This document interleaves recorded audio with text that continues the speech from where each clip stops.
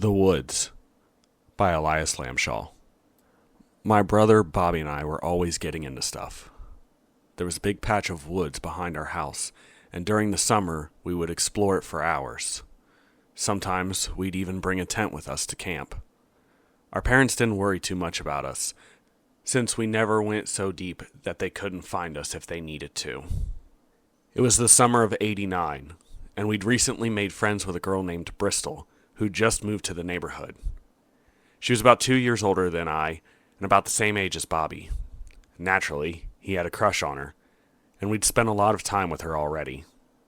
Bristol's parents didn't like us spending time together, but they couldn't stop us. We were determined. The tenacity of youth, I guess. The three of us spent a lot of time in the woods behind our house. We'd pick crawdads out of the creek, climb trees, and catch lightning bugs. It felt like we could spend our entire lives in those woods together.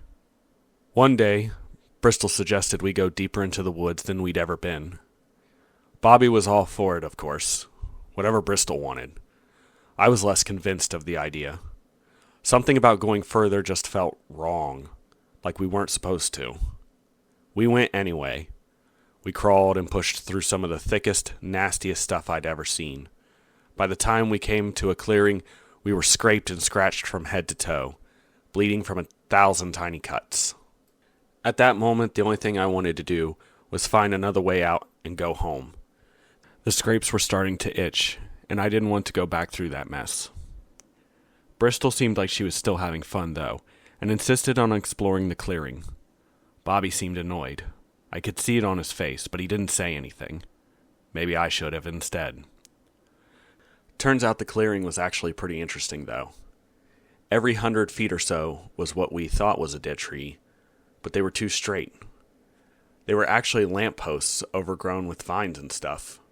The ground was hard, too, and when you cleared some of the weeds away, you could see that you were standing on pavement. We explored a bit more and found a large building at the edge of the clearing. It was all overgrown and nearly impossible to tell what it had been at one time. Maybe a factory or a warehouse. It didn't matter, though. The place must have been abandoned for years at that point. We were all intrigued, and any reservations we might have had went right out the window pretty quickly. The front of the building had been boarded up with big sheets of plywood. The doors, the windows, everything. Only problem was that nobody had come to replace those boards, and after years of heat and humidity, they'd warped and rotted. We'd pulled them off easily. Because we did camp out so often, we carried flashlights with us.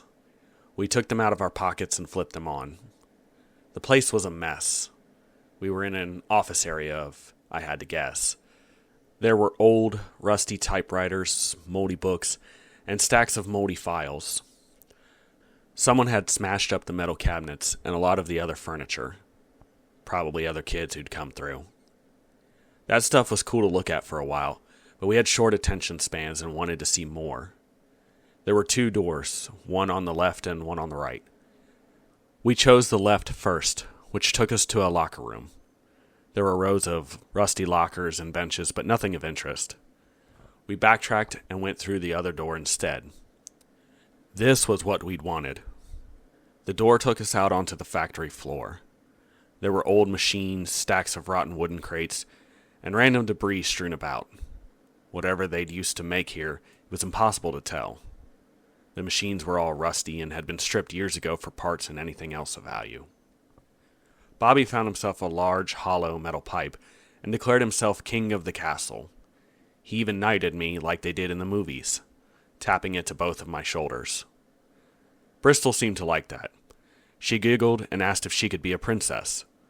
Bobby, ever the smooth talker, told her that she could be his queen if she wanted to. I'd never seen someone turn so red so quickly. Just then, something crashed to the floor with a loud, metallic clang. We all turned and listened. We could hear something moving among the machines, feet clicking on the cement floor.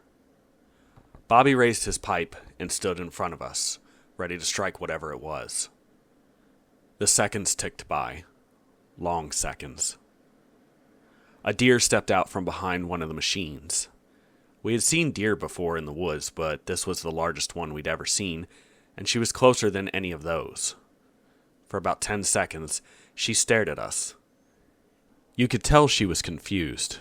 She must not have seen people too often. Then, all at once, she took off and ran the opposite direction through the factory. We all breathed a sigh of relief. We explored a little more for a while. The place was in rough shape. Holes in the roof, smashed windows with the boards covering them pulled back. In one place, there was even a tree growing right up through the floor. The concrete had cracked and buckled, and the tree had pushed up and was reaching towards sunlight pouring in through the hole in the roof.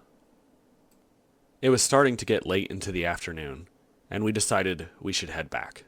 We'd already been out far longer than we should have. Bristol's parents would probably have a fit. On our way out, we passed a staircase none of us had noticed before. It led down to an open door, and beyond that was a dark basement or something like that. We didn't really know.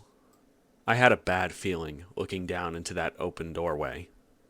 It was the darkest darkness I'd ever seen. It seemed to ooze out of the doorway like jelly. Bristol didn't seem to like it much either. She grabbed Bobby's arm and had this look of concern on her face. He held her arm and tried to put on a tough face, but I could tell he was a little spooked too. Something about that doorway wasn't right.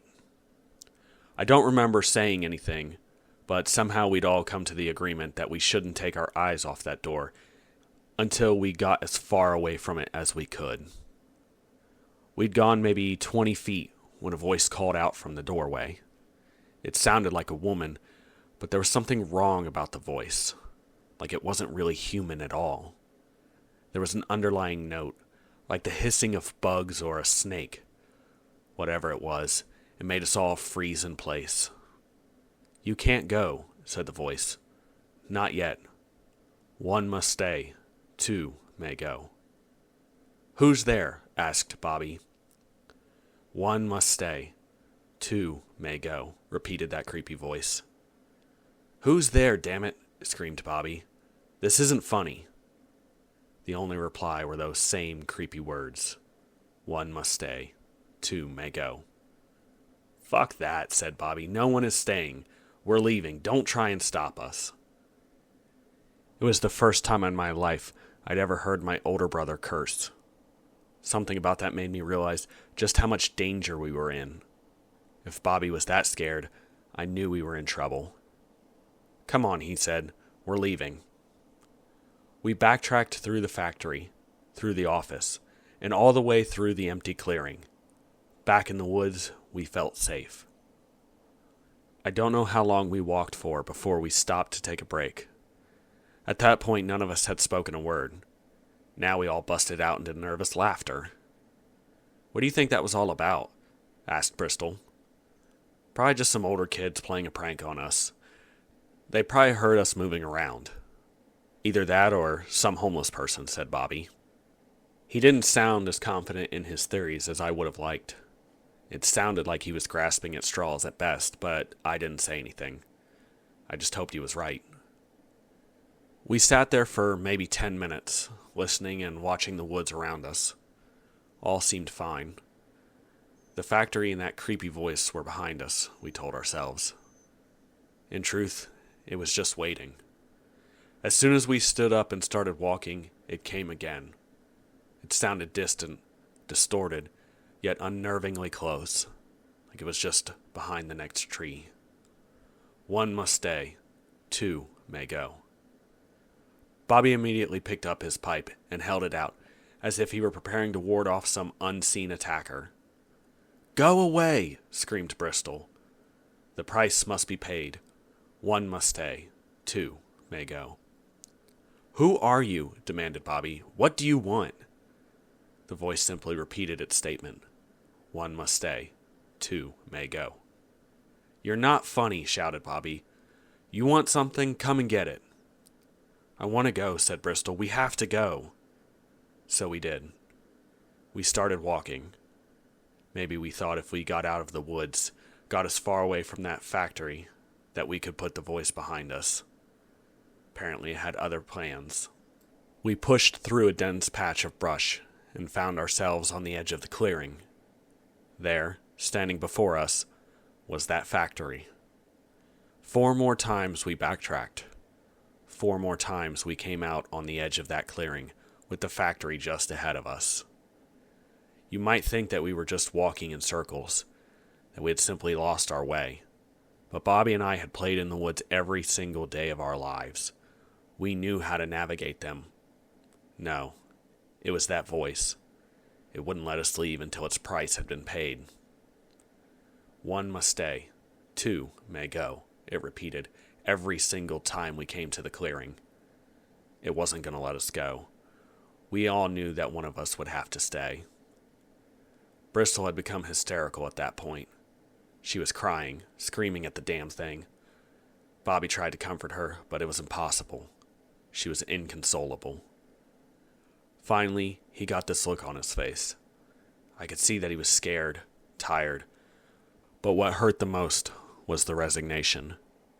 If someone had to stay, it was going to be him. He started walking towards the factory, pipe in hand.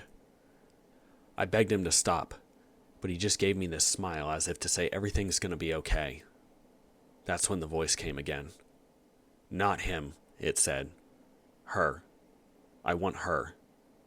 No! Take me. You said one of us had to stay. I'll stay, said Bobby. I'll stay here. Let them go. You may go. She must stay. That's not what you asked for, screamed Bobby. You said one of us. You never said who. I volunteer. Let them go. Bristol was on her knees, sobbing. She didn't want to go. She wanted to know why it wanted her. It wouldn't answer. It just repeated that she had to stay. Bobby kept demanding the voice take him, but it wouldn't have it. It only wanted her. It felt like hours that they argued, and in the end it meant nothing. Bristol must have finally had enough. She stood up, pale as snow, eyes red from tears, and started walking. Bobby tried to stop her, of course, but she just pushed him away. That was the last time we saw her. She went into the factory and never came out. We got home around midnight. Our parents were still up, so we told them everything that had happened. They listened, and I remember my father having this really concerned look on his face. He insisted my mom get us cleaned up. He'd call the cops and Bristol's parents. It felt like I was in a trance. I went through the motions, but I just felt simultaneously weightless and like I was being suffocated. I still didn't even understand what had happened to us, what had happened to Bristol. A pair of cops came by a little later. They took our statements and told us they'd check out the factory. If she was still there, they'd find her. On their way out, I heard one of them tell my dad that we weren't allowed to leave the area. They think we did something to her, Bobby told me as we watched the cops drive away from the window of our shared bedroom. They think we killed her. His voice sounded so hollow, so defeated. All the life had been drained from his eyes. I was staring at the shell of my brother. But they'll find out pretty quick, he said. One must stay, and one can go. It has been close to 40 years since that day. I don't talk to Bobby much anymore. He changed. It got quieter, more distant. For a while he drank, but even that didn't help the nightmares. The cops never found Bristol. When the car came back in the morning, there was only one cop. He told my parents to keep us out of the woods and never speak a word about this to anyone. We moved shortly after that. I know Bristol's parents still blame us.